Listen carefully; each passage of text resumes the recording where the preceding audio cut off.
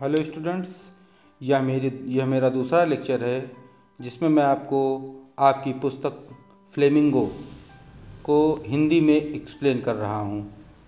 आज का मेरा लेक्चर पिछले लेक्चर से संबद्ध है जिसे मैंने फ्लेमिंगो के चैप्टर 1 द लास्ट लेसन में से शुरू किया था, जिसमें पहले लेक्चर में मैंने फ्लेमिंगो के कुछ पार्ट्स को एक्सप्लेन किया था और आज का लेक्चर उसी पार्ट्स में जहाँ लेसन को मैंने छोड़ा था उसी से आगे मैं एक्सप्लेन करना शुरू करूँगा। तो ज़्यादा समय न लेते हुए चलिए चलते हैं अपनी क्लास की तरफ और देखते हैं कि इस लेसन में जो फ्रेंच है, जो नन्ना फ्रेंच है, जो कि अपने कॉलेज क्लास में लेट से पहुंचा था, उसके साथ आगे क्या हुआ। तो जब फ्रेंच को ये पता लगा कि ये उसके लास्ट फ्रेंच क्लास है, इसके बाद उसको फ्रेंच सीखने को नहीं मिलेगी, तो उसको बहुत ही बड़ा झटका या शॉक लगा और उसने सोचा कि माय लास्ट फ्रेंच लेसन, मेरी फ्रेंच की आखिरी क्लास, क्यों, वाई मतलब क्यों, I hardly knew how to write, मैं मुश्किल से सीख पाया था कि कैसे लिखा जाता है। मतलब उसे लिखना पढ़ना फ्रेंच के बारे में बहुत बोरियत लगता था, तो उसने कहा कि मैं बहुत ही मुश्किल से सीख पाया था कि लिखा कैसे जाता है। I should never learn any more, I must stop there, I should never learn I should never learn any more, I must stop there.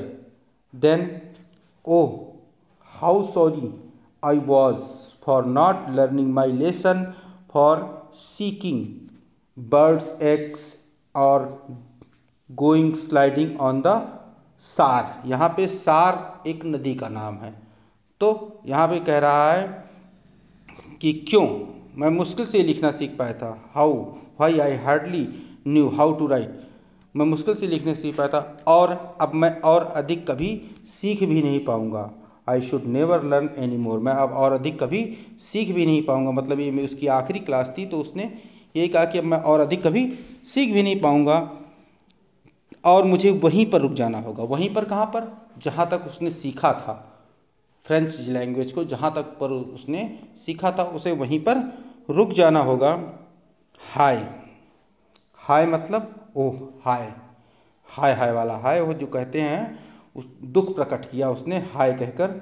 How सारी आई was for not learning my lesson for seeking birds eggs and going sliding on सार, और मुझे इसके लिए अब खुद पर अत्यंत खेद है, यानी अत्यंत दुख है मुझे कि मैंने अपने पाठों को याद नहीं किया, अपने लेसन को मैंने याद नहीं किया।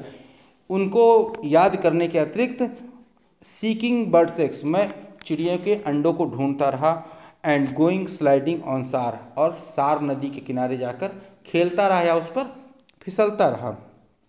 माई बुक्स, मेरी पुस्तकें, that had seemed such nuisance a while ago, so heavy to carry, my grammar and my history books absents were old friends now that I could not give up books, मेरी किताबें, that had seemed such a nuisance a while ago, जो कुछ क्षणों के पहले तक मुझे एक परेशानी का कारण बनी हुई थी मेरे लिए, जो कुछ समय पहले तक मेरे लिए परेशानी का कारण बनी हुई थी।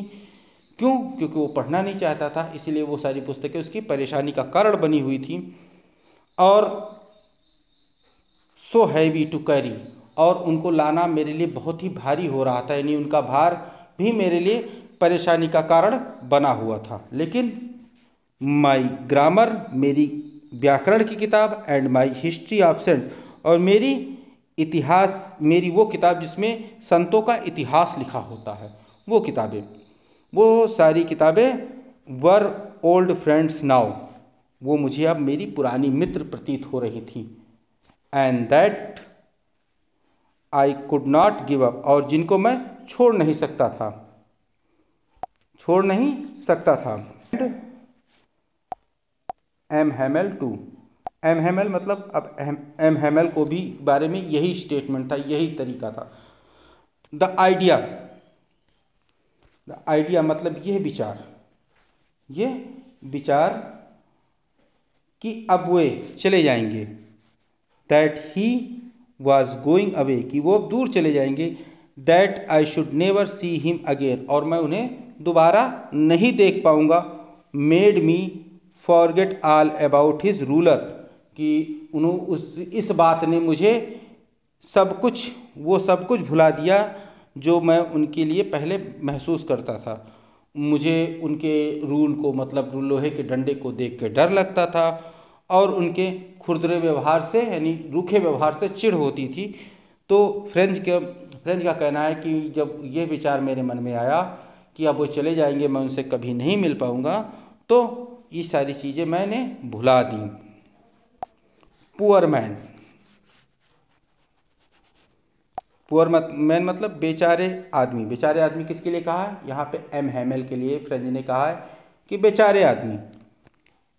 It was in honour of this last lesson he had put on his fine Sunday clothes, मतलब इसीलिए उस अंतिम पाठ के सम्मान में उन्होंने फाइन संडे क्लॉथ मतलब अच्छे कपड़े पहने थे, अच्छे और सुंदर कपड़े पहने थे। एंड नाउ, और अब, आई अंडरस्टूड, मैं समझ गया था। क्या समझ गया था? Why the old man of the village were sitting there in the back of the room, कि वो बूढ़े लोग, गांव के जो बूढ़े लोग थे, वो पीछे कमरे में क्यों बैठे हुए थे? वो पीछे कमरे में क्यों बैठे थे? इट वॉज बिकॉज, वो इसलिए था कि उनको भी बहुत दुख था। देवर सॉरी टू, उनको भी बहुत दुख था, बहुत ही खेद था। दैट की they had not gone to school more, कि अब मतलब वे स्कूल ज़्यादा नहीं जा पाए। It was their way of thanking our master for his 40 year of faithful service and showing their respect for the country that was theirs no more, that was there no more।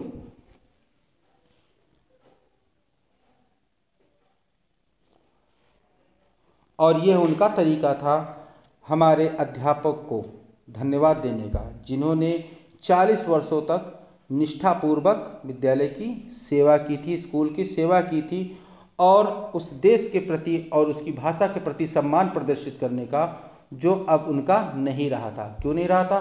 क्योंकि Prussia ने France के जो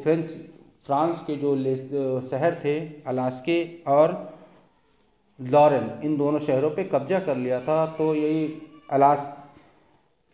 अलास्के के जो लोग थे, वो जब उसको सम्मान दे रहे थे, तो फ्रेंच ने कहा कि वो देश अब उनका नहीं रहा था, क्योंकि उस पर प्रूशिया का कब्जा था। While I was thinking of all this, जब मैं इन सब के बारे में सोच रहा था, I heard my name called, मैंने सुना कि मेरा नाम पुकारा गया है।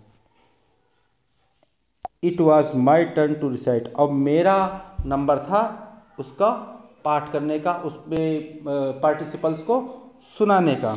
What would I not have given to be able to say that dreadful rule for the participles all through very loud and clear and without mistake, मतलब जब वो फ्रेंच चाहता था कि जब वो पार्टिसिपल्स को सुनाए तो उसके पार्टिसिपल को सुनाने में गलती ना हो, और उन पार्टिसिपल को सुनाते समय वो उन शब्दों को बहुत ही क्लियर, बहुत ही स्पष्ट, बहुत ही तेज आवाज़ में बोलना चाहता था, और इसके लिए वो कुछ भी करने को तैयार था। मतलब जो फ्रेंच था वो अपने पार्टिसिपल्स को बिना गलती के सुनाने के लिए उस समय कुछ भी करने को तैयार था। But I got mixed up on the first word and stood there holding on the my desk, कि जब मैंने पहला शब्द ही बोला तभी मैं उलझ गया, और stood there holding on the my desk, और अपनी डेस्क को, अपनी बेंच को पकड़े वहीं पर खड़ा रहा। माई हार्ट बीटिंग, मेरा दिल जो है बहुत ज़ोर ज़ोर से धड़क रहा था।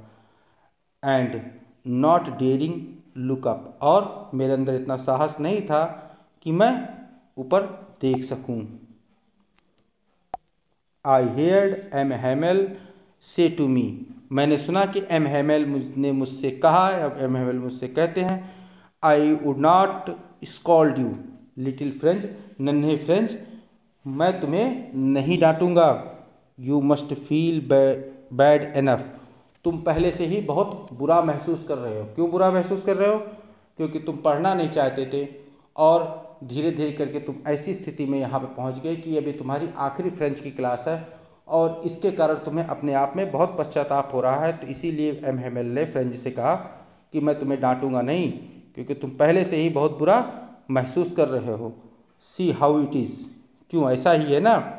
Every day we have said to our self, प्रत्येक दिन हम अपने आप से कहते हैं, प्रत्येक दिन जब होता है हम अपने आप से ये बात कहते हैं, वाह, अरे, I have plenty of time, मेरे पास बहुत सारा समय है।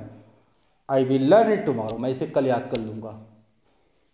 जैसे स्टूडेंट्स के बारे में होता है कि कहते कि अरे आज अभी तो हम लोगों के पास बहुत सारा समय है और इसे मैं कल याद कर लूँगा।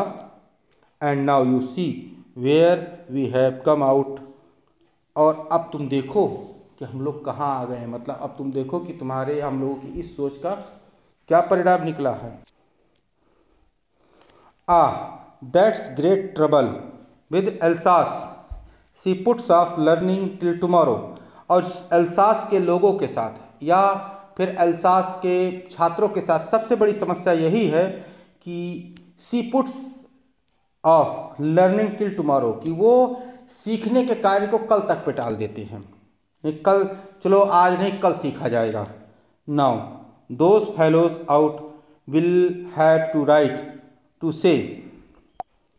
से to you how it is it you pretended to be Frenchman and yet you can neither speak nor write your own language. और क्या होगा?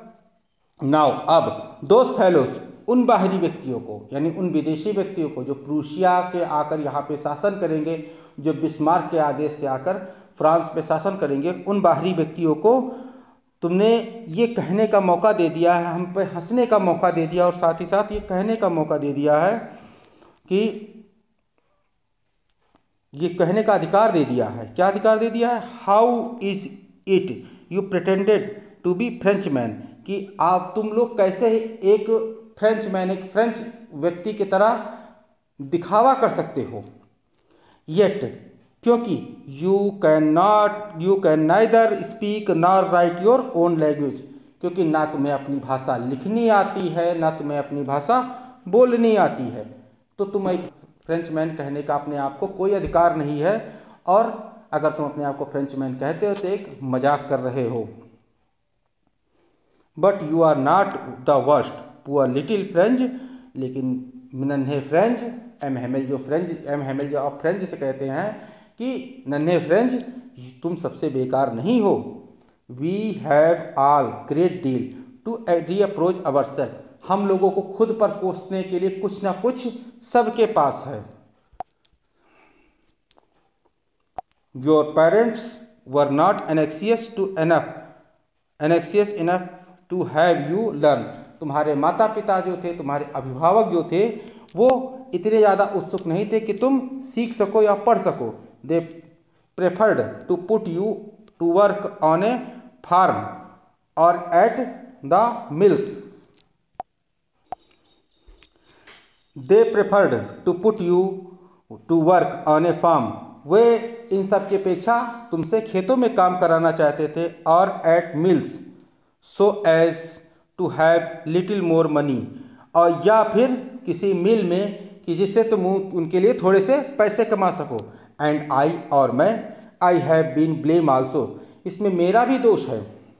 Have I not often sent you to water my flowers instead of learning your lesson, क्या मैंने तुम्हें अक्सर अपने फूलों में पानी डालने के लिए नहीं भेजा?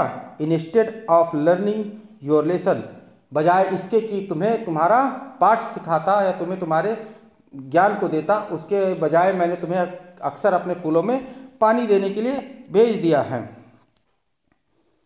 And when I wanted to go to fishing did I not just give you holiday, कि जब मैं मछली पकड़ने के लिए जाना चाहता था तो क्या मैंने तुम्हें छुट्टी नहीं दी।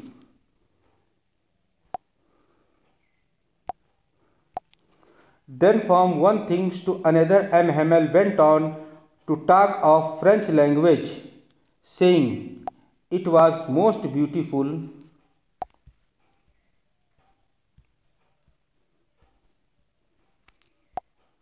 language in the world, the clearest, the most logical, that must guard it among us and never forget it।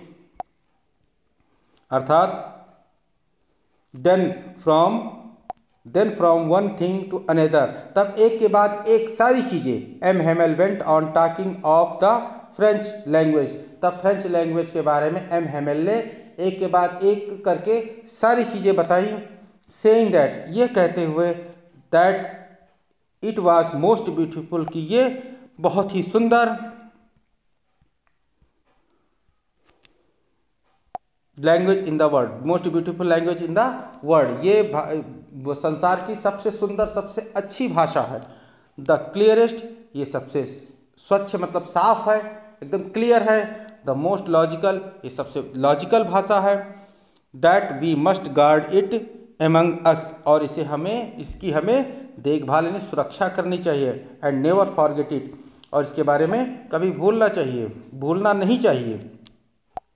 Because when people are enslave, क्योंकि जब लोग दास बन जाते हैं, जब लोग गुलामी करने लगते हैं, as long as they hold fast their language, कि तब जितने लंबे समय तक वो अपनी भाषा को जानते रहते, सीखते रहते हैं, it is as if they had the key of their prison, तब तक उनके पास अपने कैद की, अपने जेल खाने की चाबी रहती है। Then he opened a grammar and read us our lessons, तब उन्होंने एक ग्रामर यानी व्याकरण की किताब खोली और हमें अपना पाठ पढ़ाया। I was amazed to see how well I understood it, और मैं ये देखकर बहुत ही आश्चर्यचकित था, बहुत ही अचंभित था कि मैं आज कितना अधिक उस चीज़ को समझ रहा हूँ।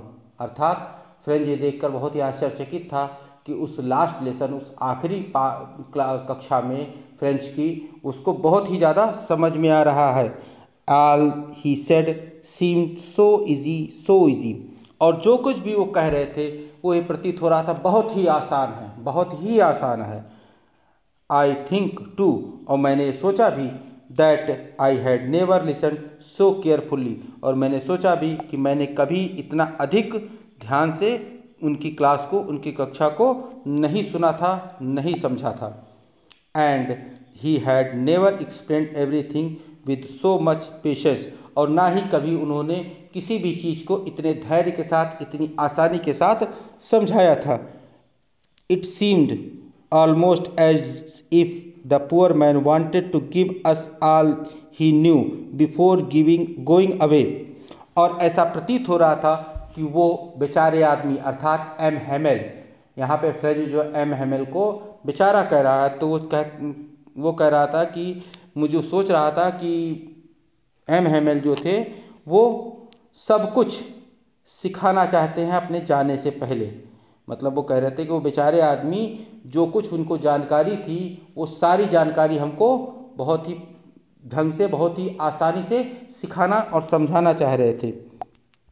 And to put it into our heads in at one stroke, और सारी चीज़ें हम लोगों के दिमाग में केवल एक ही बार में, एक ही तरीके से, एक ही बार में उनको हमारे दिमाग में पूरी तरह से डाल देना चाहते थे। After the grammar we had a lesson in writing, और ग्रामर के बाद यानी व्याकरण के बाद हम लोगों को एक लिखने का कार्य दिया गया। That day M Hamel had new copies for us, और उस दिन जो एम हेमल के पास हम लोगों के लिए एक नई कॉपियाँ थीं। रिटेन इन ब्यूटीफुल राउंड हैंड, और उस पर गोल शब्दों में, राउंड हैंड का मतलब गोल शब्दों में लिखावट, तो गोल शब्दों में, बहुत ही सुंदर गोल शब्दों में लिखा हुआ था। क्या लिखा था? फ्रांस अल्सास, फ्रांस एल्सास, नहीं, France Alsace, France Alsace. They looked like little flags floating everywhere, और वे शब्द ऐसे लग रहे थे, वे सारी कॉपियाँ ऐसी लग रही थीं कि little flags floating everywhere in the classroom, कि पूरी कक्षा में वो छोटे छोटे झंडे तैर रहे हैं, क्योंकि सारी कॉपियाँ एक जैसी थी। Hung from the rod at the top of our desk, और वे सारी कॉपियाँ प्रतीत हो रही थी कि वे छोटे छोटे झंडे जो पूरे कक्षा में तैर रहे हैं, और एक छोटी सी राड, एक छोटे से डंडे से हम लोगों की बेंच पे या डेस्क पे लाकर लगा दिए गए हैं। You ought to have see how every one set to work, आपको उस समय अवश्य देखना चाहिए कि सभी लोग कैसे अपना अपना कार्य कर रहे थे। And how quite it was, और ये सब कुछ कितना शांत था, नहीं पूरी क्लासरूम कितनी शांत थी। The only sound was scratching of pens over the paper, और केवल एक आवाज़ पूरे कमरे से आ रही थी कि हम लोगों के पेन के पेपर पे चलने की आवाज़ उस कमरे में केवल गूंज रही थी। वंस, एक बार, सम बीटल्स फ्लीव इन, कुछ बीटल्स, कुछ कीड़े जो थे वो अंदर आ गए। But nobody paid any attention to them, लेकिन किसी भी व्यक्ति ने उन पर, किसी भी छात्र ने या किसी भी पीछे बैठे व्यक्तियों ने उन पर ध्यान नहीं दिया। नॉट इवन लिटिल वंस, और ना यहाँ तक कि छोटे छोटे बच्चे जो उस समय क्लास में हम लोग क्लास में छोटे छोटे बच्चे बैठे थे, उन छोटे छोटे बच्चों ने भी उनकी तरफ कोई ध्यान नहीं दिया। Who worked right on tracing their fish hooks, जो अपनी कॉपी पे फिश हुक मतलब मछली पकड़ने का कांटा बना रहे थे। As if that was French too, और ऐसा लग रहा था कि वे भी फ्रेंच लिख रहे हैं। ऑन द रूफ, छत पर, the pigeons cooed very low, और छत पर जो कबूतर थे बहुत ही धीमे आवाज़ में गुटर गूं कर रहे थे। And I thought my self, और मैंने अपने आप से पूछा, यानी फ्रेंच ने अपने आप से कहा, अपने आप से पूछा, क्या पूछा? Will they make them sing in German even the pigeons, क्या वे मतलब प्रूशिया या बिस्मार्क द्वारा निर्धारित किए गए जो शासक थे, make them sing in German, उनको जर्मन में गाना सिखाएंगे, किनको? कबूतरों को। इवन द पिजन्स मतलब कबूतरों को भी क्या वो जर्मन में गुटरगू करना सिखाएंगे? क्या जर्मन में गुटरगू करवाएंगे कबूतरों से?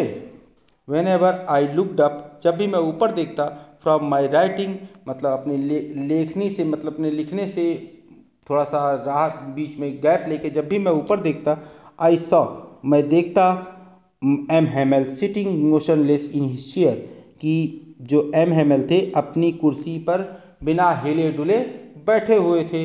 And gazing first at one things that then at another, कि पहले एक चीज़ को देखते बाद में दूसरी चीज़ को देखते। एज, जैसे कि if he wanted to fix in his mind just how everything looked in that little class school room, कि जैसे वो चाहते थे कि उस क्लासरूम में जो चीज़ें जैसी हैं उनको वैसे ही अपने दिमाग में बिठाना चाहते थे, कि ऐसे वो हर चीज़ को देख रहे थे। For 40 years he had been there in same place, मतलब कितने सुखद आश्चर्य की बात है कि 40 सालों से वो एक ही स्थान पे थे। With his garden outside the window, और जो बगीचा था वो खिड़की से बाहर था। And his class in front of him, और जो कक्षा थी वो ठीक उसके सामने थी। जस्ट लाइक दैट, और वो उसी के तरह, उसी जैसी थी, यह 40 साल पहले थी वो वैसे आज भी थी। Only desk and benches had been worn smooth, लेकिन केवल डेस्क और बेंच जो थी चिकनी हो गई थी। क्यों चिकनी हो गई थी? लगातार प्रयोग करने से और डेस्क और बेंच घिस गई थी, और उसी कारण वो चिकनी हो गई थी। The walnut trees in the garden were taller, और बगीचे के जो अखरोट के पेड़ थे वो बड़े हो गए थे। And hope wine that had planted himself, और वो जो बेल का पेड़ था, एक बेल लगा रखी थी उन्होंने, जो बेल का पेड़ उन्होंने स्वयं लगाया था। Twined about the windows to the roof, जिसने बड़े होकर खिड़की को जकड़ लिया था और छत पे चला गया था। How it must have broken his heart to leave it all. और ये सब छोड़ना उनके लिए बहुत ही दिल टूटने वाला प्रक्रिया थी, बहुत ही दुखद प्रक्रिया थी। पुअर मैन, बेचारे आदमी, to hear his sister moving about in the room above packing their trunks. और जब उन्होंने सुना कि उनकी जो बहन थी वो ऊपर के कमरे में घूम रही है, टहल रही है, पैकिंग देयर ट्रंक्स, और अपने सामानों को पैक कर रही है, तब वो उनके लिए बहुत ही दुखद क्षण था, बहुत ही दिल टूटने वाला क्षण था। For they must leave the country next day. और क्योंकि उनको अगले ही दिन वो देश छोड़कर चले जाना था, वो जगह छोड़कर ही नहीं, वो देश छोड़कर चले जाना था। But he has courage to hear every lesson to the very last. लेकिन उनके पास इतना साहस था कि वो प्रत्येक पाठ को, प्रत्येक लेसन को अंतिम तक सुन सकें। आफ्टर द राइटिंग, लिखने के पश्चात, we had a lesson in history. हम लोगों को इतिहास में एक लेसन बताया गया, उनके द्वारा हम लोगों को इतिहास में लेसन बताया गया। And the babies chanted their ba be B बू बू। तब छोटे छोटे बच्चों ने एक साथ मिलकर ये कहा, बा be bi bo bu, down there at the back of the room. Down there at back of the room, old Hauser had put on his spectacles and holding his primer in both hands। और पीछे की तरफ बैठे हुए old हॉजर ने अपने चश्मे पहन रखे थे, and holding his primer in his both hands, और अपने दोनों हाथों में अपनी प्राइमर की पुस्तक यानी ABC की पुस्तक पकड़ रखे थे। Spell the letters with them, और उन्हीं के साथ वो शब्द दोहरा रहे थे। यू कुड सी, आप देख सकते थे, that he too was crying, कि वो भी रो रहे थे।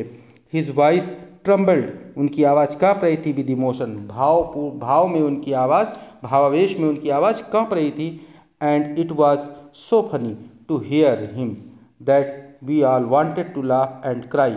और ये सुनकर बहुत ही मजाकिया था, बहुत ही विचित्र था कि we all wanted to laugh and cry, कि हम लोग हंसना भी चाह रहे थे और रोना भी चाह रहे थे।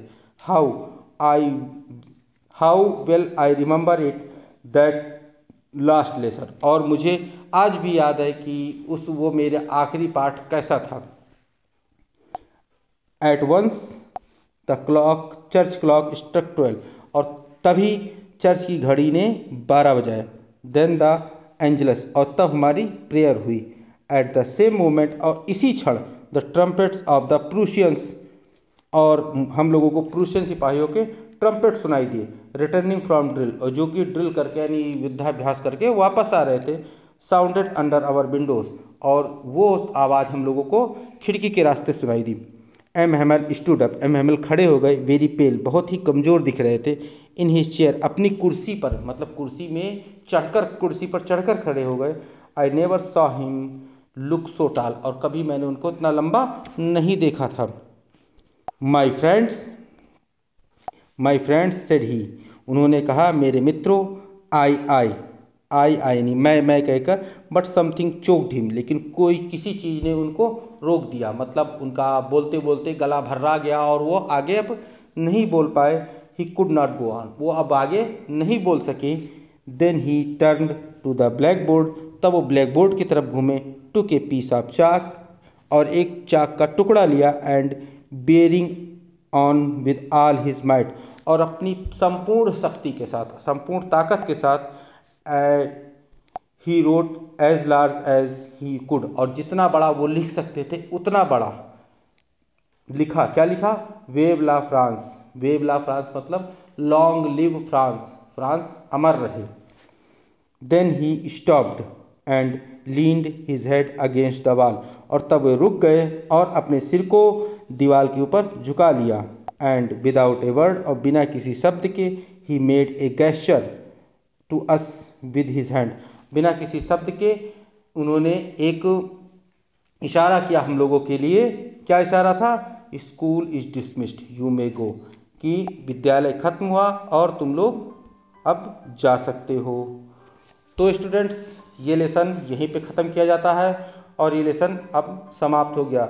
आशा है जो द लास्ट लेसन है आपको ढंग से समझ में आएगा और पूरी तरीके से समझ में आया होगा। अगर इस लेसन में कोई प्रॉब्लम आती है, कुछ समझ में नहीं आता है, तो मेरे कमेंट बॉक्स में आप अपनी क्वेरी छोड़ दीजिए। और जो मेरे नए दर्शक हैं, नए व्यूवर्स हैं, उन सबसे मैं कहना चाहूँगा कि इस लेसन का फर्स्ट पार्ट जो कि मैंने इसके पहले वीडियो लेक्चर में दिया था, उसका लिंक मैं डिस्क्रिप्शन में डाल दूँगा, तो जाके पहले उस फर्स्ट पार्ट को देख लीजिए। उसके बाद इस सेकंड पार्ट को आप देखिए, जिससे कि आपको पूरा लेसन समझ में आ जाए। और सभी से मेरा कहना है कि यदि मेरा वीडियो पसंद आया हो और अच्छा लगा हो तो लाइक कीजिए और साथ ही साथ अपने दोस्तों को शेयर करते रहिए, जिससे उनको भी ये इस लेसन को ठीक से समझ में आ जाए। और जल्द ही मैं आप लोगों के लिए इस लेसन की एक्सप्लेनेशन सेक्शन को लेकर आने वाला हूँ, उसको भी बहुत ध्यान से देखिएगा और समझिएगा। और उस को समझने के देखने के लिए मेरे चैनल को सब्सक्राइब कर लीजिए, जिससे कि आप लोगों को मेरे वीडियो लेक्चर सबसे पहले मिलते रहे। Till then stay tuned with our channel, take care, keep watching, keep learning, thank you and bye.